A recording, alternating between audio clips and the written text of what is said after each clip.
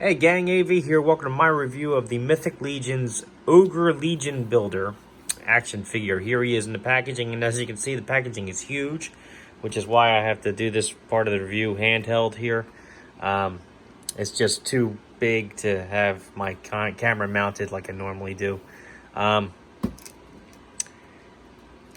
It's a window box with some awesome artwork on the front, and it continues on either side to actually just show a pretty cool battle scene, which is really nice. I like that. On this side of the box, you have the character's name, Ogre Legion Builder, with a shot of the character. On the Krozog figure I reviewed, that actually had a bio there, but because this is a Legion Builder, it doesn't have an individual bio, I suppose. On the back of the box, you can see that there is additional artwork as well. And there's also a write-up for the line itself. If you feel like reading that, feel free to pause the video and do so. Alright, and down here you have some credits. This is a 4 Horsemen figure. Not entirely sure what that is. It could be an Legion. It could be a like a Legion sigil or something like that. I don't have much experience with this line, I'll be honest. This is only the second figure I've ever owned from it. But anyhow, I think it's awesome, and we're going to open it up and see how it compares with my boss fight figures. So, let's cut the tape on the top of the box.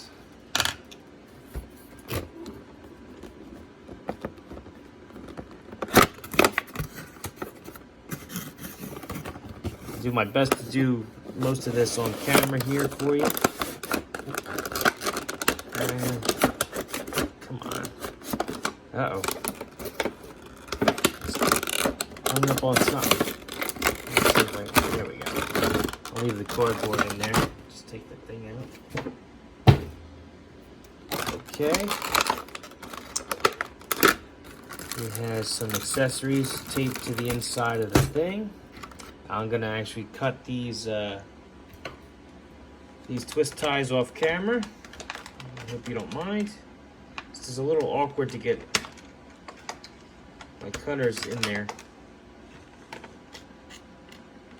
The size of this guy doesn't make it easy to do this in frame. 2, 3, and here's number 4. Okay. There's the figure. And he also has like 2 wrist guards, it looks like. Pop them out as well. Now, right off the bat, let's stand him up.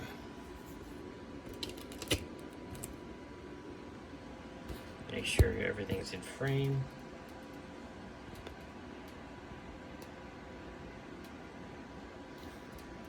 Might be as good as I'm gonna get. Alright, there we go. Alright, let's start with his accessories first. He has this bag here.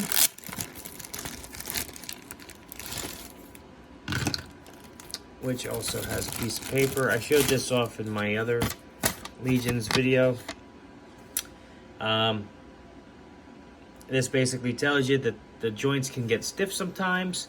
So if they do, make sure you heat the figure up. Don't force anything. Heat the figure up and loosen up those joints before you actually try to force them, because forcing them, you will break it. Alright, so he has a similar weapon to Krozog, who I reviewed previously to him. It's a modular design, so that you can actually construct it in various different ways.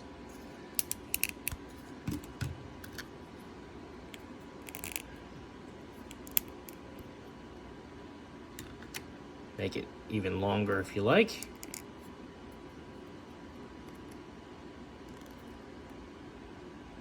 I think I like that. I'll give him that. Nice. He's got a nice long battle axe and a mace, if you like. This is an army building figure. He's meant to be customized. That's why he lacks paint application, as you will about to see. Because right off the bat, I think I should bring in Kurzog here, so you can see the difference that I'm talking about. He's got very similar sculpt on the majority of his costume. The only differences that I can see right off the bat are his head and his feet. And this center medallion on his belt. That appears to be the only real difference as far as sculpt goes on this guy. Everything else is the paint difference. This guy is fully painted, and this guy isn't. If you want to customize him, make them look more unique, you could definitely army build these guys, and with different types of paint application, make them all look unique on the shelf. And with these modular weapons, you can even outfit them differently as well. I'm pretty excited about that. It's also worth mentioning too that Kurzog, who is fully painted, he retailed for $75 on Big Bad Toy Store, whereas the Legion builder retailed for $50. So that's a significant difference. And if you plan on customizing these figures, you'd probably be better off getting the Legion builder. Obviously, he's not only cheaper, but he's, you know,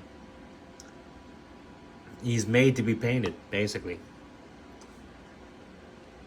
So let's get Kurzog out of the way, and get these out of the way. He also comes with these what look like wrist guards to me, which means that if you don't want these on there, I believe you can pop the hand off. Let me just loosen it up a little bit so I don't break nothing. Pegs just like a boss fight figure's hand would. Gauntlet slid right off.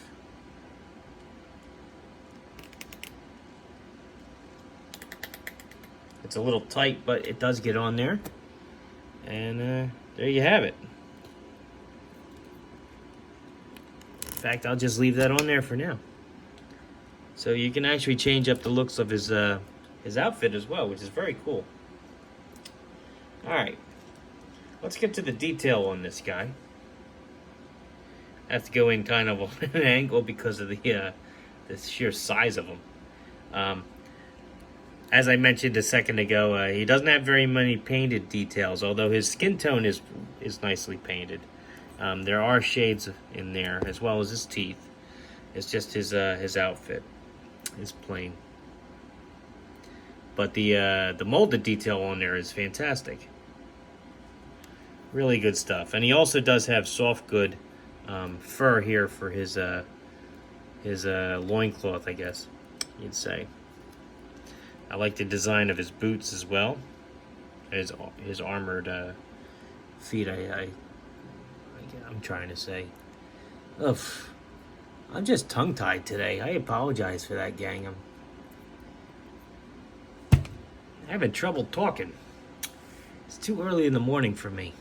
But this is when I have to make my reviews, so it is what it is. Anyhow, let's get a weapon in his hand. See if I can get him. Well, actually, before I do that, let's do articulation. I'm telling you, man, my brain is not fully turned on yet. I apologize. All right, so his head is on a ball joint. He can do a full 360 degrees. He can look up and down, and he does have a little bit of side to side to get some emotion out of him. His arms will do a full 360. They can go up pretty high, which is nice. There's nothing at the bicep.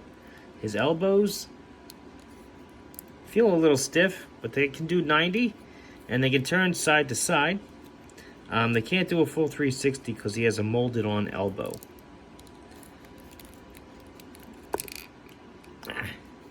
His wrists can do a full 360 at the peg. They also have a hinge, which allows them to bend in and out.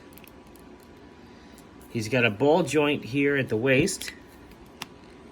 which enables for a really good range of motion here. Actually, it's more than a ball joint. I'm not sure what kind of joint that is, but that's very free moving. And sturdy too. Alright, so anyway, leg goes up about that high. It can go out about that far. Doesn't really go back at all. He's got a swivel at the upper thigh, which enables him to do a full 360 at the right angle. His knees are single jointed, and they also twist at the top, at the bottom of the knee. They should. There you go. He's a little stiff on mine, but yeah, can do a full 360 there. His ankles have a rocker joint.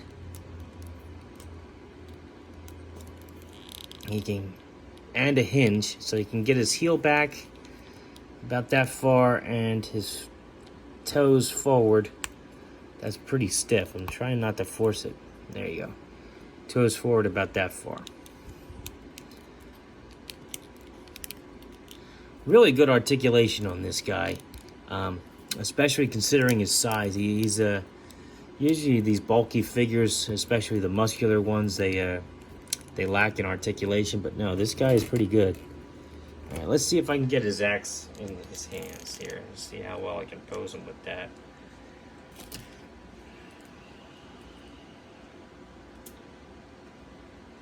You can bend his hands out a little bit, but as I cautioned in the previous video, you want to be careful with that because the green plastic will show stress marks if you're not careful.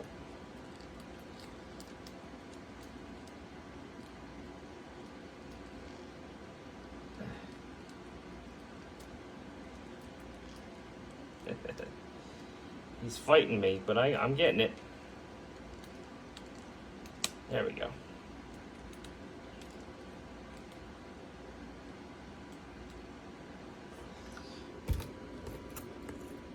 Definitely pretty cool. He does hold that pretty nicely.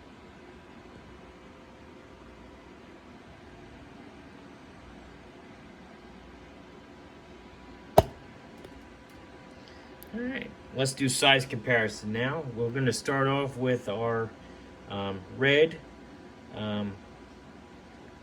boss fight blank for a knight blank. As you can see, the Legion builder towers over him. Here is the another 4-inch figure. We're going to go with Captain America. Again, towers over him. And just for the heck of it, here's Luke Skywalker, 3 3/4 inch, probably the smallest end of the 1/18 scale. Towers over him as well. Great figure. Comes with good accessories. Very well made. I especially like the fact that I can customize him, and I may actually, if I can scrape together a few more bucks, get 1 or 2 more, just so I can have a legion of ogres to attack my boss fight figures. I think he's pretty awesome, and I do recommend that you pick him up if you're interested. This is, again, the Krazog figure, which I showed off in this video as well. He was $75 because he was fully painted. This guy is $50, and I think he's worth it. So this has been AV. If you like this video, check out my channel. If you like what you see there, then please subscribe. As always, thanks for watching.